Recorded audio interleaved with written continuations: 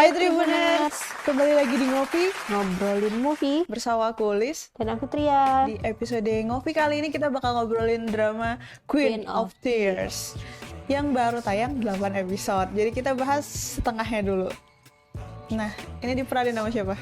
Queen of Tears ini diperanin oleh Kim Ji Won sebagai Hong Hae In, terus ada Kim So Hyun sebagai Baek Hyun Woo. Nah, Queen of Tears ini nyeritain tentang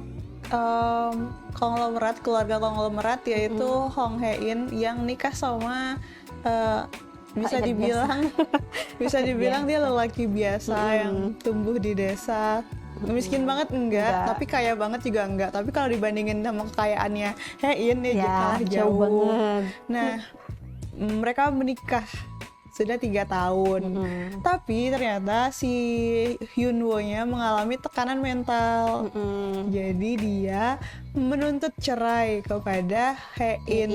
Tapi ketika dia mau menyampaikan cerai, Hae In-nya juga cerita, hidupku tinggal 3 bulan lagi katanya. Nah, disitulah dia mengurungkan niatnya untuk bercerai dan menemani Hae In. Tapi waktu pada saat itu enggak ya. Pada saat itu niatnya beda ya. Iya, niatnya ya nunggu dia mati. Nunggu daripada bercerai ya menunggu dia saja meninggal. Ya orang 3 bulan ini kata dia. Nah, tapi ternyata itu hanya cerita di permukaannya aja. Ya. Nah, Queen of Tears ini punya banyak banget cabang cerita yang menarik banget pokoknya. Iya. Bukan hanya sekadar sepasang suami istri yang beda kasta ingin bercerai, tapi konflik-konflik di keluarga ini dari masing-masingnya juga keren banget. Iya, benar.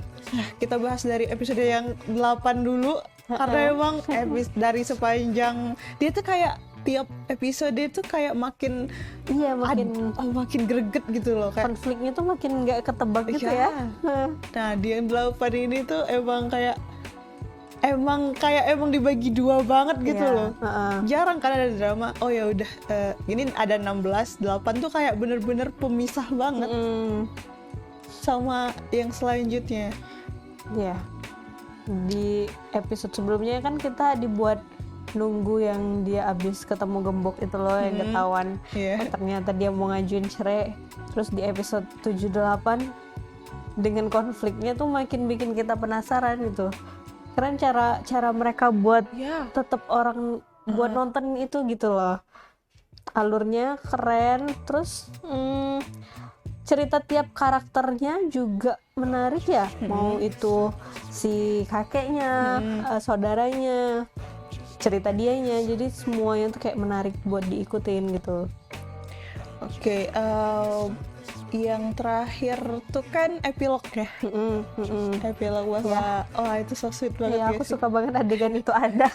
Jadi tiap episode itu ada epilog dan epilognya itu sejauh ini selalu sweet ya. Iya, bikin kita nggak skip aja gitu. Karena kan emang ceritanya tuh bikin kita kadang mendidih banget gitu loh, karena nggak sweet selamanya, tapi pas epilog itu selalu sweet banget. Iya, ditunjukin ternyata ini loh, mereka tuh kayak walaupun kayak gitu sebenarnya mereka sama-sama sayang gitu. Sama-sama sayang.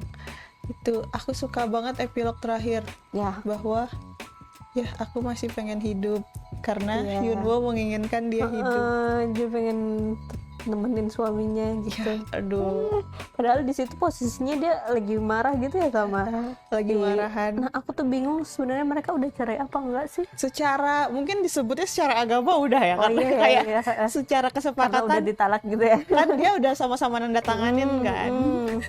Cuman kan belum ada sidang-sidang Iya, gitu belum ya. nyampe ke tahap resminya gitu. Kalau secara kesepakatan ya udah aku udah nanda tanganin surat cerai, tinggal aku kirim. Kan pengacara si Vincenzo. Iya, itu menarik. Nah, yang menariknya lagi di episode 8 kemarin tuh ada kehadiran Vincenzo. Iya, Song Joong Ki.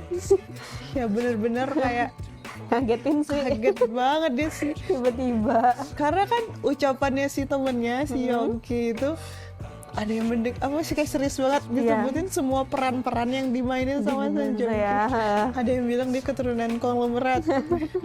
Ada yang bilang dia mafia dari Italia. Bener. Ada yang bilang dia keturunan serigala. Itu kayak semua drama Song Joong Ki disebutin gitu. Dan kayak sebentar tapi itu bikin heboh banget. Ratingnya naik ya di episode 8 kalau nggak salah, makin naik karena emang sekeren itu sih ceritanya. Aku juga suka tuh nggak biasa ya ceritanya tuh karena gini loh kan, biasanya tuh kayak dua orang yang belum nikah terus gimana caranya mereka menuju ke tahap itu. Tapi di sini tuh kayak ini kisah orang yang udah nikah. Dan konflik-konflik pernikahannya itu kan kayak relate banget tuh sama banyak orang. Iya. Relate gak ya sama keluarga konglomerat itu? Bisa jadi kan, kayak di depan media mereka pura-pura akur, ya kan? Di belakang ternyata mereka udah pisah kamar. Ya seperti itu. Jadi itu sih yang menarik, kayak bukan kisah cinta sebelum nikah, tapi justru kisah setelah nikahnya. Itu menarik. Gimana konflik sama mertua, keluarga apa istrinya. Ya seperti itu. Terus kan biasanya juga tuh selalu pihak cowoknya nih yang lebih kaya. Jadi cowoknya tuh kayak lebih effort. Menguasai ya. Nah ceweknya tuh kayak istilahnya tuh tinggal menerima effort itu. Tapi di sini justru ada beberapa part yang Hein tuh juga effort gitu loh ke cowoknya. Bener. Itu menarik sih.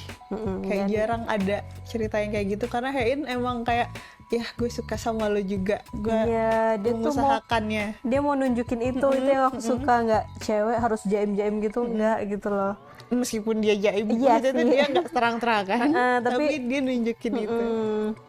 Terus di episode 8 juga di sini si siapa? Yunwoo yang dia jadi kepala keluarga di keluarga Queens ya. Itu seru, aku penasaran banget sama episode minggu depan jadinya. Ya kan? Bagaimana itu keluarga kaya raya tinggal di desa. Karena pantas ya, karena kan bingung juga kan di awal kita lihat poster itu kan ada keluarga Hein dan ada keluarga Hyunwoo.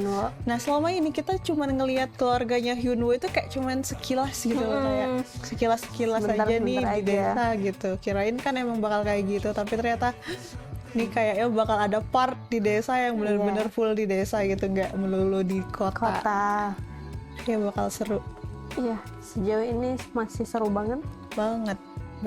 Terus apa lagi yang menarik ya? Gini loh, kan Hein itu dia bilang dia agak berubah semenjak dia sakit. Kayak dia bilang aku jadi punya empati. Dulu aku nggak punya empati, dia bilang gitu. Sesongong itu dia dulu. Bahkan lihat kucing kelaparan aja dia nggak tergerak untuk menolong. Nah sekarang tuh kan dia jadi punya rasa kasihan gitu sama orang. Nah yang aku suka itu cara dia nolong orang gitu. Kan ada tuh nggak belak-belakan gitu ya? Iya. Tapi tuh dia tuh nggak yang langsung ngasih gelontor uang, tapi lebih ke dia jual apa, oke aku akan beli. Kayak gitu, aku suka cara nolong yang kayak gitu.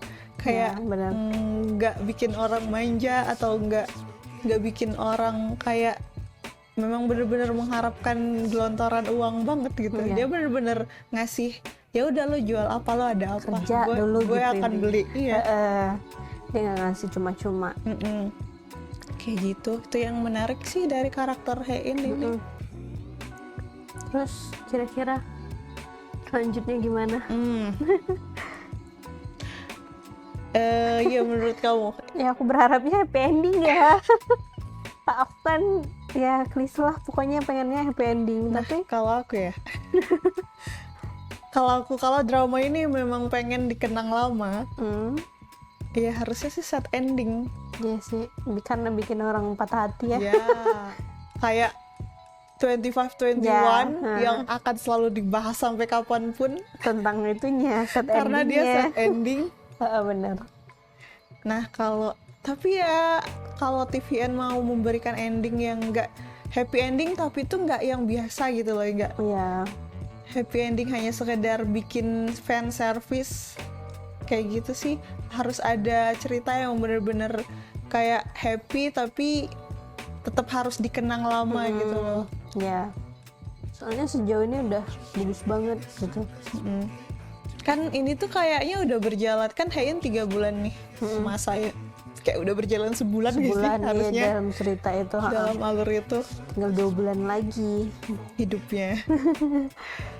Ya kalau aku berharap, aku nggak berharap sih, tapi kayak meyakini ini bakal sad ending.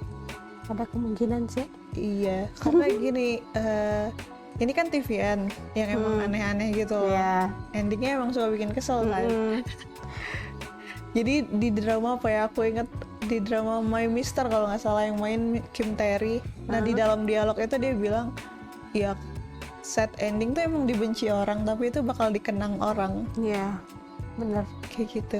Terus ngingetin sama drama yang dimainin Suzy dan Kim Woo Bin. Ada tuh, Found. kan di dalam cerita drama itu si cowoknya juga sakit dan akan meninggal.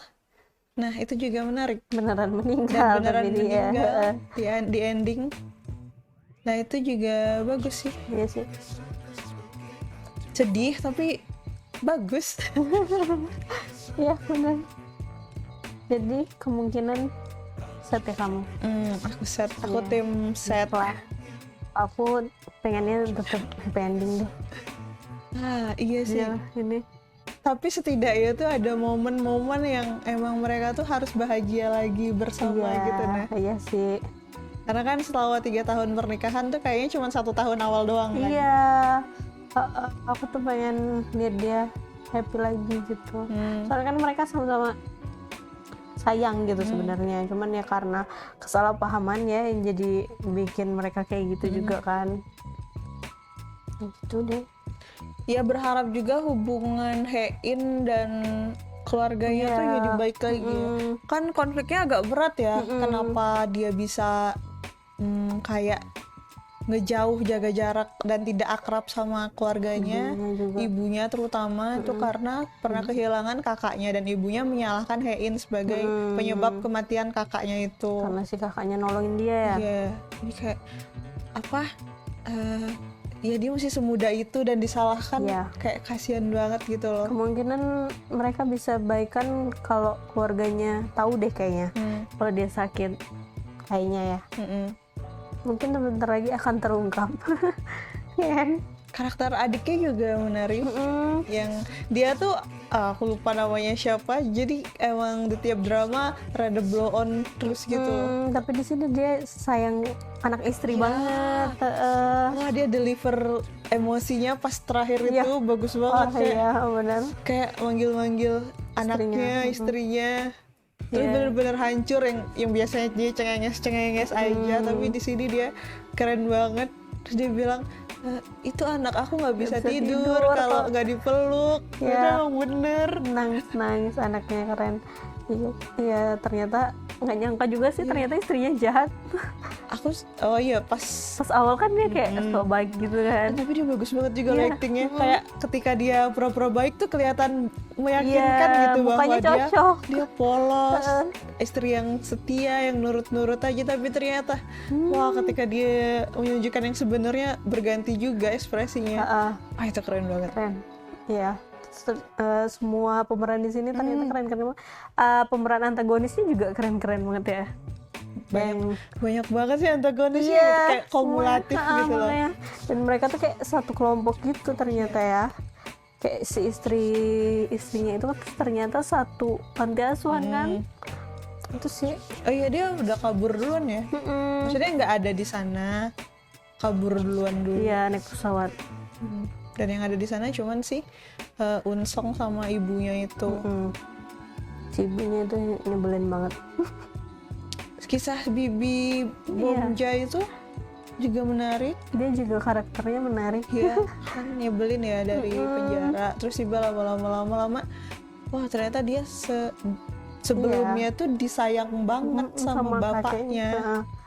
Terus dia tuh yang hancur bangetnya itu yang dipukul bapaknya ya. Ini pertama kalinya bapak memukul tadi setua itu kayak wow. Selama ini bapaknya marah-marah, dia nggak peduli. Pas dipukul, wah baru dia hancur banget. Ini keren banget. Ya. Aku menunggu minggu depan. Minggu ini dong.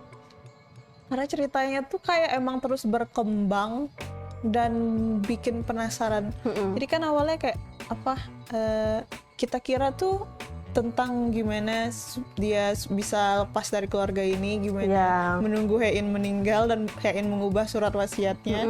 Tapi ternyata itu selesai di episode berapa gitu ya, yang dia bilang ya udah ubah aja tapi tunggu kamu sehat dulu ya. Udah ngomongin itu dan udah kelar masalah di wasiat itu. Terus dia juga ketika udah ketahuan cerai, dia bilang udah aku nggak ngarep apa-apa kok. Memang setulus itu ternyata dia. Kayak gitu. Nah ini tinggal konflik selanjutnya ketika di desanya Hyunwoo. Kayak gimana, ini bakal kocak kah, bakal emosional kah? Kayaknya dua-duanya deh. Ada kocaknya pasti. Soalnya serunya tuh di sini ada banyak komedi-komedinya juga beberapa gitu. Seru menurutku. Oke, segitu aja review Queen of Tears kali ini. Nanti kalau Tribuners punya pendapat lain soal gimana sih ending dari Queen of Tears ini, silakan komen. Sejauh ini skor dari kamu? 5 aku mah. Iya, 5 dari 5 karena emang seru banget. Seru banget deh. Lebih seru dari dramanya Han So-hee dan Junior dan Hyeri. Takut diserang. Pokoknya drama ini di bulan Ramadan ini seru banget buat ditonton. Nah, segitu aja review Ngopi kali ini. Sampai jumpa di Ngopi selanjutnya.